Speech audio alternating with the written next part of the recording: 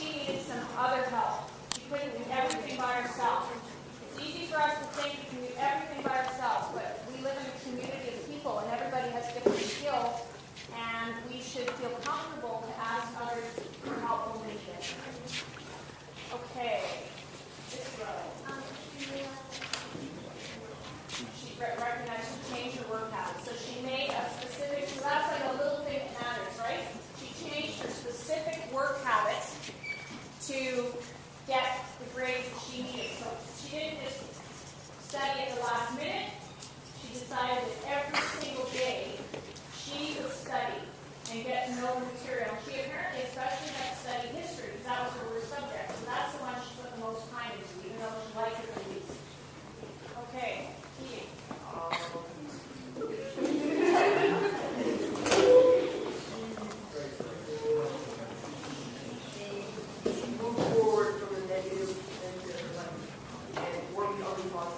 Right, so she stopped dwelling on things that she felt were a weak point, and she started being grateful and thankful for the good stuff she had. Awesome. Rowan, are you our spokesperson? Oh, okay. She recognized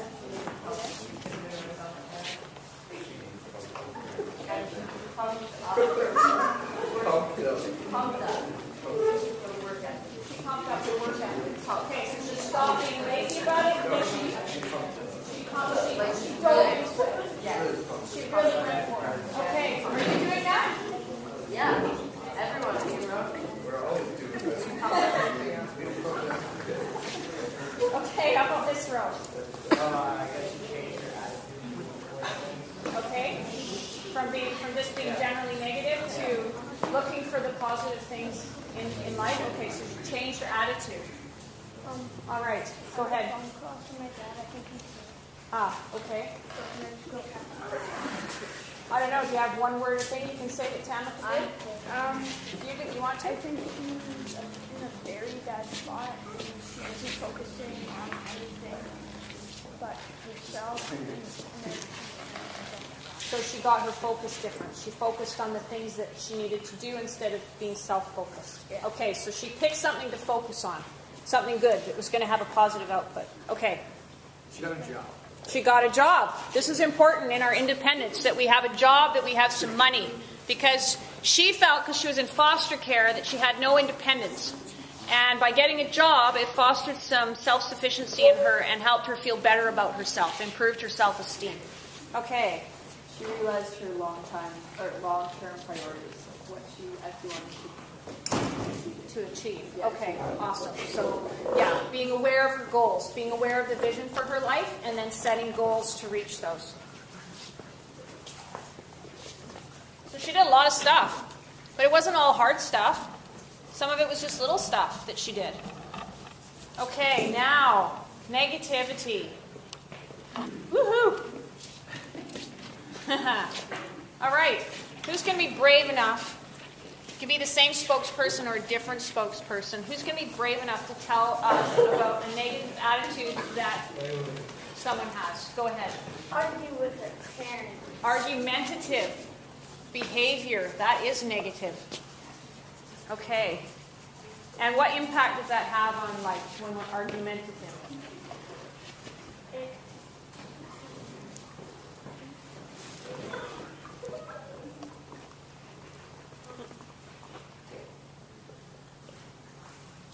What kind of emotions does that bring to people when they're arguing? It could bring sadness or angry or... Okay, cool. Sadness and anger when we argue. Go ahead. When you feel like your parents are not good, like not as good as the rest parents that friends have. Okay. Like when you feel like comment on your parents, like saying what they can do better or something. So kind of like comparing them, what a comparing attitude when we're kind of wishing that our parents were different and more like somebody else, right? And not looking for the good stuff that they offer. So focusing on, coveting something else. Okay, go ahead. Giving up and losing hope. Okay, so just not caring maybe? I don't care attitude, which I think is what Tamika kind of got to. She just didn't care anymore, and that ended up with having a D average for her. Go ahead. Cursing and swearing when you're mad. Cursing and swearing when you're mad. That can be that can cause a very bad attitude. What effect does that have on other people? It scares them. Okay, and what effect does that have on you if you're cursing and swearing when you're angry? I can tell you because I have had a problem in that area. And cursing and swearing when I'm angry makes me feel low about myself. I feel embarrassed.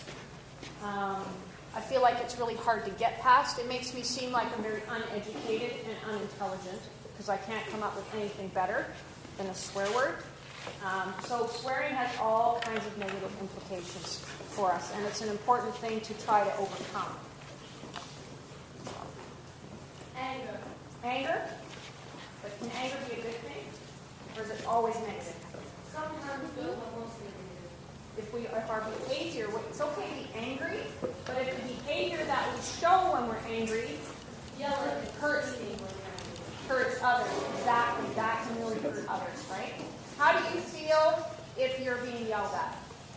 Awful. Awful? Yeah? Okay, and how do you feel if you yelled at somebody? I feel good. Okay, awesome. Go ahead. Being closed-minded, okay. Can you define a little bit what that means for you? Okay.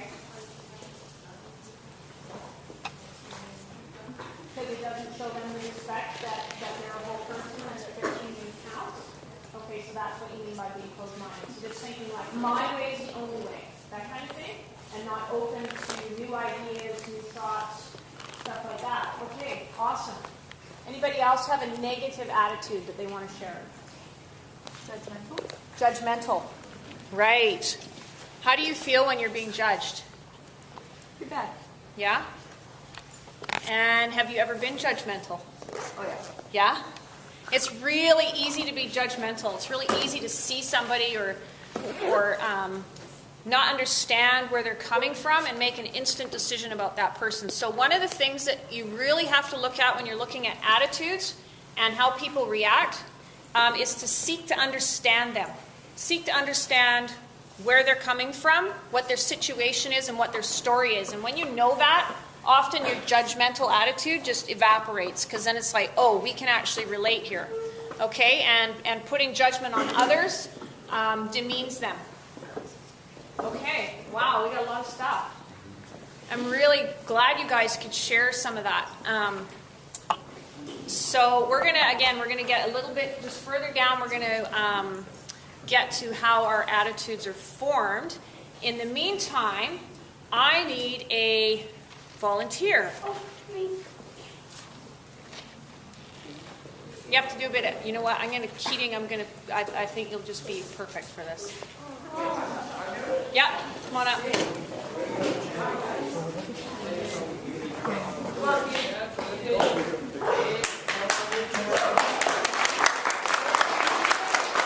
Hi, Ben, Keating.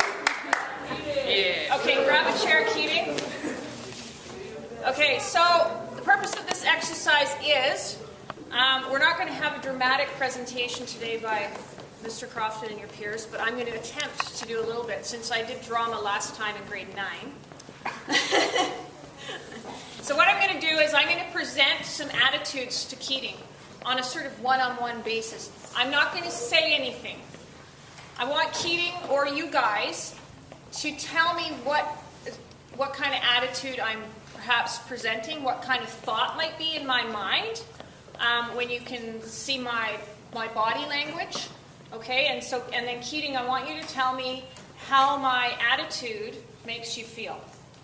Okay? Okay. All right. So.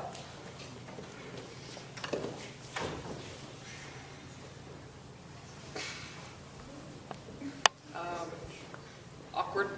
Awkward? Okay.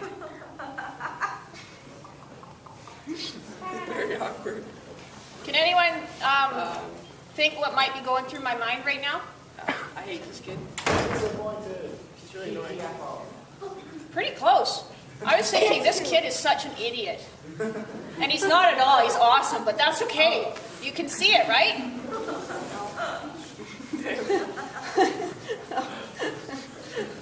All right. Let me think of another one here.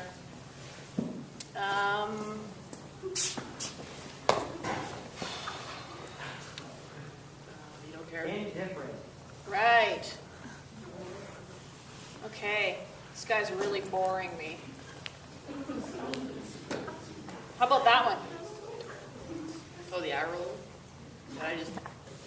You blow me up. Yeah, eyeball rolling is kind of like, are you kidding? Like, how dumb are you?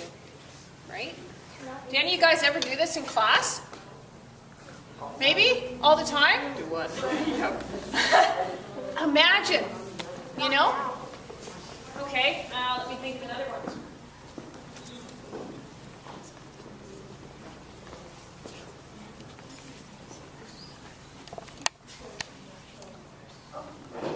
Are you doing one?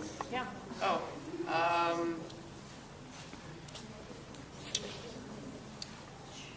What are we going to do with Energized. this kid? Yeah, kind of an intimidation thing, right? Do we stare people down when we want to intimidate them? I like this one. Kind of like, you know, before you're going to have a fight? What do you guys do on the lacrosse field? You stare them down, man. You call them names, Yeah, pretty much. right? Flip them off. Yeah, Chirp. right? And what does that do? What feeling does that invoke? Wait, to you or the other person? Well, what feeling are you trying to put over to the other person? Try to make them feel intimidated. Right, so you're trying to have a lot of power. Power, yeah, Right? power. You want power. Yeah. And you want to make them feel Scared. weak. Hopeless. Yeah. Okay.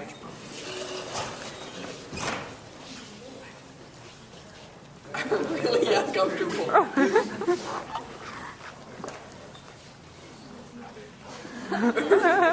Wait, I want to be saying what you're going through your head. Oh, well, yeah. How are you feeling apart from awkward? Forget that I'm Corwin's mother.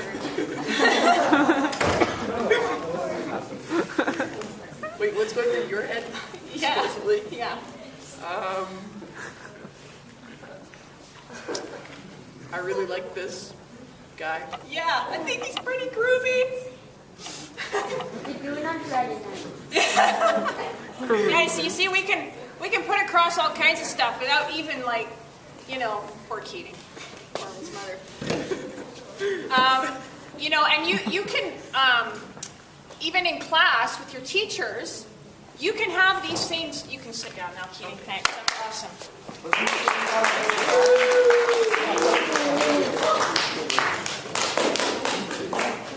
Okay, so say you're in class, and you've got a teacher that you find difficult to deal with. Does anybody have that situation? Maybe, right? Because you got different personalities working in the class. The teacher's trying to handle the dynamics of all your different kids and all your learning styles and all that kind of stuff. And maybe you've had a run-in with this teacher. And all you can think of in your head is, this guy is such a jerk. He doesn't understand me. He doesn't know what I'm all about. And they're totally misunderstanding each other. And that's just going through your brain. You're not saying it out loud. I hope you're not saying it out loud. Right? It's just going through your head. Guess what happens when stuff's going through your head? What you think is what you get. So if you're thinking this teacher's such a jerk, guess how you're going to interpret how that teacher treats you. Right? You're going to continue to think that that teacher is a jerk. Instead of, perhaps this teacher has your best interests at heart. Perhaps this teacher's trying to get you to understand a concept that's really important and is going to help you in your life. So understanding